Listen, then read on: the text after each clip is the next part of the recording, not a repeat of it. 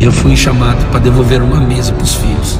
E eu não vou parar, mesmo que isso incomode os religiosos. Agora você imagina o que pode acontecer com uma pessoa que canta no altar do mundo músicas que invocam demônios, ou que invocam espíritos de adultério, ou que invocam espírito de bebedice, de vício em bebida, em droga. Imagina se uma pessoa dessa abre a boca para invocar um negócio desse e depois resolve subir no altar de Deus.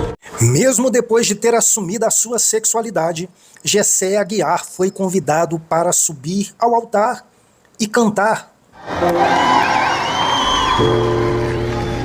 Cumprimento a igreja com a paz do Senhor, amém? Quando foi para eu subir aqui, já vi, falou assim, ó, só canta, fala nada aí. Mas ele me conhece. E eu quero dizer algo para todo mundo que está aqui e para todo o Brasil, né, também. Tenho certeza que tem muita gente assistindo pela internet. Eu tava com muita saudade do altar, sério. Muita mesmo. Depois da grande repercussão desta apresentação de Jessé Aguiar, o pastor Davi Passamani, pastor titular da Igreja Casa e que cedeu o altar para Jessé Aguiar, foi muito criticado nas redes sociais. Então, ele veio a público e diz não estar nem aí para as críticas. Segundo o pastor que cedeu o altar para Jessé Aguiar, a igreja dele não é um lugar para crentes, não é um lugar para evangélicos. Segundo ele, onde Jessé Aguiar pisou não é um altar, é apenas uma mesa para que todos possam se achegar e comer na presença de Deus. O desabafo do pastor Davi Passamani você vai ver agora.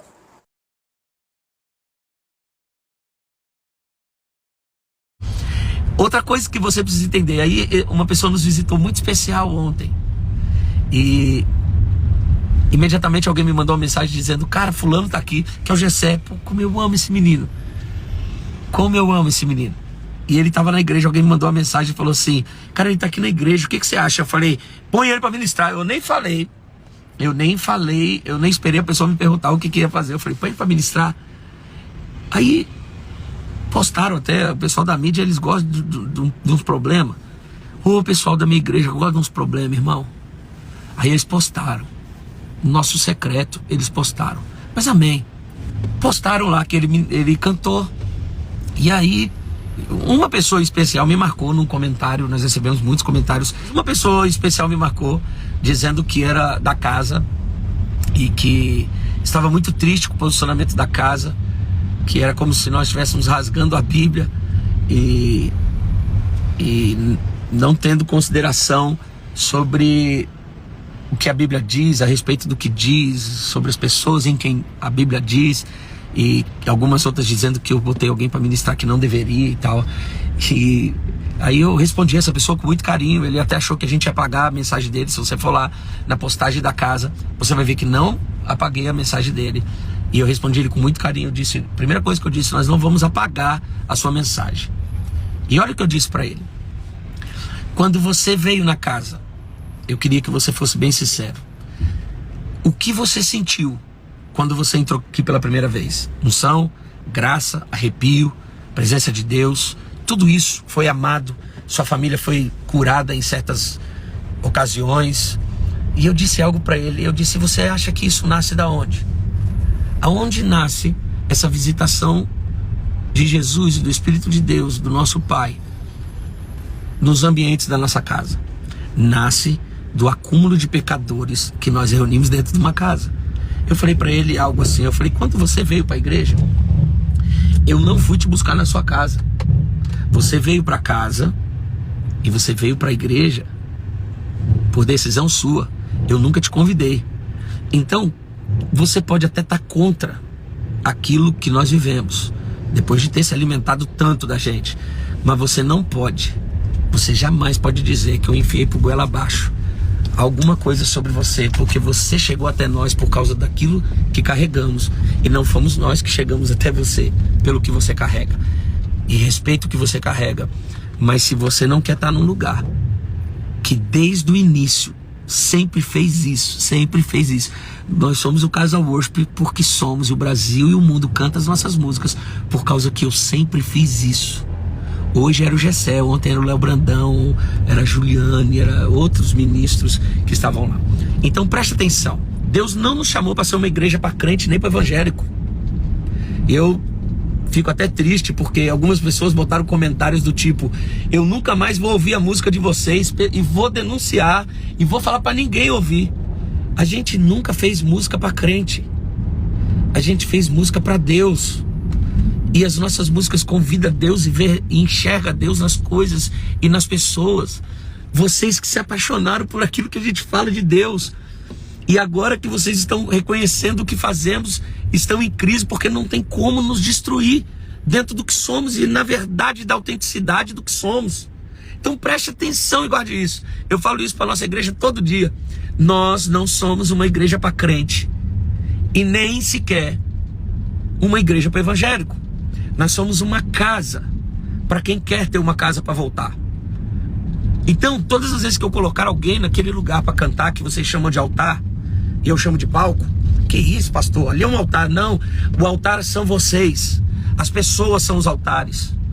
Quando os profetas no Velho Testamento iam levantar um altar, eles escolhiam 12 pedras. Jesus, quando foi levantar um altar, escolheu 12 discípulos, homens. Porque agora os altares estavam dentro do coração das pessoas e não mais em obstáculos de pedras. Então preste atenção, todas as vezes que eu colocar alguém ali, não é para ministrar no altar, é para sentar numa mesa com o papai. Eu não estou devolvendo um altar para ninguém, eu estou devolvendo uma mesa. A mesma mesa que me está disponível, que todo dia ele me coloca lá para dizer: come aqui, Davi. E às vezes eu sento na mesa dizendo: pai, eu não sou digno de comer essa comida com os meus irmãos. E ele disse: não, a mesa é para os filhos, não é para os perfeitos. A ceia não era para os perfeitos. Ele não morreu pelos perfeitos, ele não chamou Mateus pelos perfeitos. Ele disse: eu não vim para os que estão sãos, mas para os doentes, para os pecadores. Para isso manifestou o Filho. Então todas as vezes que você se indignar por eu estar colocando alguém numa mesa e fazer uma festa para ele, você precisa lembrar do irmão do filho pródigo e lembrar que você é muito bom como trabalhador cristão, crente, evangelicaço, mas você é horrível como o reino de Deus, e você é insignificante para aquilo que Jesus fez quando ele estendeu a possibilidade de pessoas que não podiam ter nem sequer a chance de caminhar com ele, foram escolhidos para ser os seus apóstolos. Então, todas as vezes que eu estabelecer alguém sobre aquele lugar, como faço e fiz com várias e não vou parar, eu estou devolvendo uma mesa para os filhos e não um altar para crente. Então eu quero que Deus abençoe muito vocês. Eu louvo a Deus pela vida daqueles que entendem e também louvo a Deus pela vida daqueles que não entendem. Mas lembre-se, quando você chegou, eu já era esse mesmo cara e eu fazia as mesmas coisas, e eu e a pastora Giovana, junto com o corpo pastoral, tínhamos a mesma visão.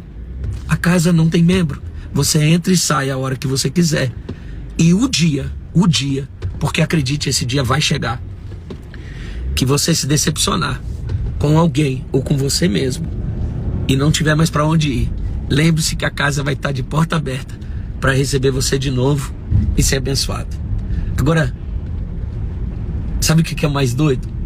Ontem o culto, eu vi várias pessoas me dizerem isso. Tava pesado, porque nós somos uma casa que fazemos um culto ao Senhor. E o clima estava um pouco pesado espiritualmente. Mas quando aquele menino subiu para ministrar, é como se Jesus tivesse descido na mesa para liberar algo novo sobre as pessoas. Eu ainda creio que é onde abundou o pecado, sempre irá superabundar a graça. Deus abençoe a vida de vocês. Amo vocês e peço que o Senhor possa colocar dentro de você a convicção daquilo que você foi chamado para fazer. Eu não fui chamado para devolver o altar sobre as pessoas. Eu fui chamado para devolver uma mesa para os filhos. E eu não vou parar, mesmo que isso incomode os religiosos. Parece que cada pastor tem uma visão diferente do que é o altar. Para Davi Passamani, altar é uma mesa aonde todos podem se achegar. Mas para a pastora Sara Shiva, altar é um lugar muito sério e, segundo ela, precisa estar santo e separado para subir naquele lugar. Confira. Por quê? Porque é melhor eu fazer dessa forma e preservar o altar do que, em nome de aparecer, em nome de agradar ao público, eu profanar o altar com fogo estranho, com pessoas que não estão consagradas. Vocês estão me entendendo? São anos. E sabe como é que eu aprendi? Anos que eu prego isso. E sabe como é que eu aprendi sobre isso? Na pele, vivendo na pele.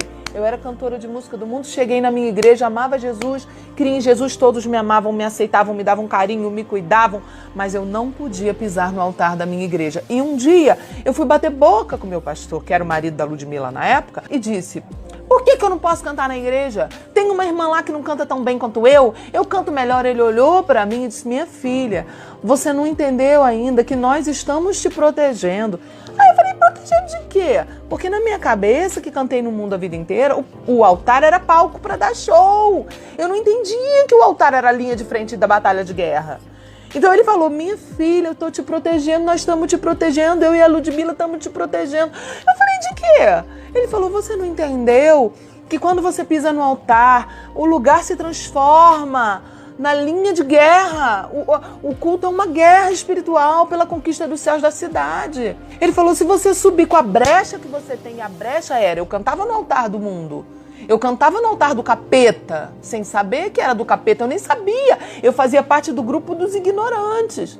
Eu não fazia parte do grupo dos rebeldes que sabem que está errado e querem errar. Não, eu era uma ignorante. Eu falei: o quê, pastor? Sério? Tem isso, pastor? Meu Deus, ele falou: sim, nós estamos te protegendo, filha. Nós queremos te resguardar. Aí eu falei: pastor, não quero mais subir, não.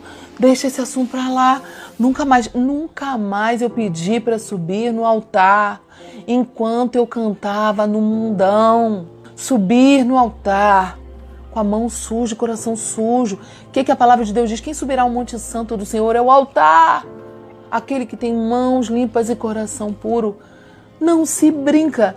Agora você imagina o que pode acontecer com uma pessoa que canta no altar do mundo músicas que invocam demônios, ou que invocam espíritos de adultério, ou que invocam o espírito de bebedice, de vício em bebida, em droga.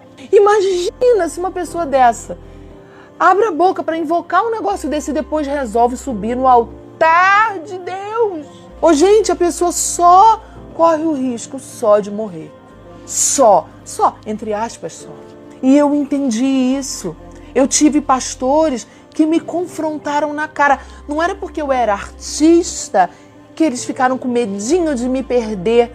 Ai, a gente não pode confrontar, né? Vai que a gente perde, né? Tem outras igrejas aí de olho no meu artista aqui. Se eu confrontar, o artista vai ficar magoadinho e vai sair da minha igreja, vai para a igreja ali do meu inimigo. Pois eu não tive esse tipo de pastores covardes que ficam se vendendo para falar só o que o outro quer ouvir. Não, eu tive um pastor e uma pastora que tiveram a coragem de me confrontar. E é por isso que eu tenho reproduzido esse caráter de confronto.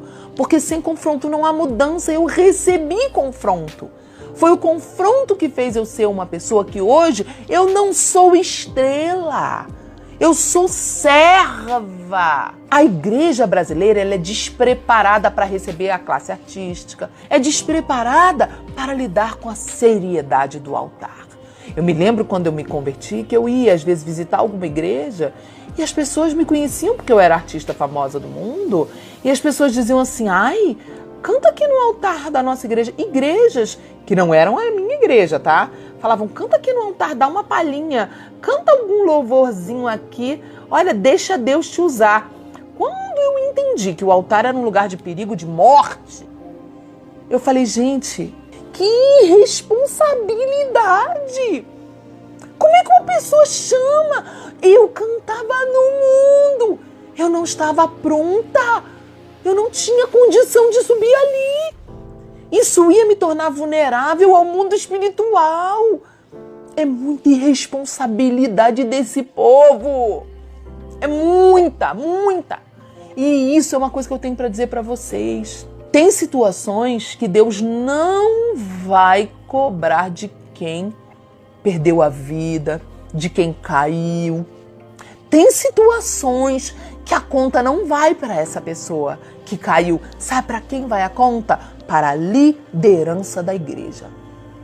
Tem situações que a conta vai para os pastores no dia do juízo. E vocês sabem por quê? Porque Deus, o justo juiz, sabe que a pessoa que era do grupo dos ignorantes errou por falta de conhecimento. Então Deus não vai cobrar do ignorante, vai cobrar de quem, não deu o conhecimento. De quem tinha poder de ministrar, de quem tinha poder de falar, mas se calou para manter a boa vizinhança. Isso é podre, tá? Eu errei muitas vezes no começo da minha vida, da minha conversão. Eu errei logo no início, foram 2 anos de muito erro assim, na minha caminhada inicial. Mas à medida que eu fui caminhando, eu tive líderes que falaram na minha cara a verdade. Agora eu quero saber de você. O que você acha da atitude do Davi Passamani de aceitar o cantor Gessé Aguiar subir no altar da sua igreja, mesmo depois de se assumir? O que você acha da palavra de exortação da pastora Sara Shiva? E aí, o que você achou de tudo isso que foi mostrado nesse vídeo? Deixe o seu comentário aí.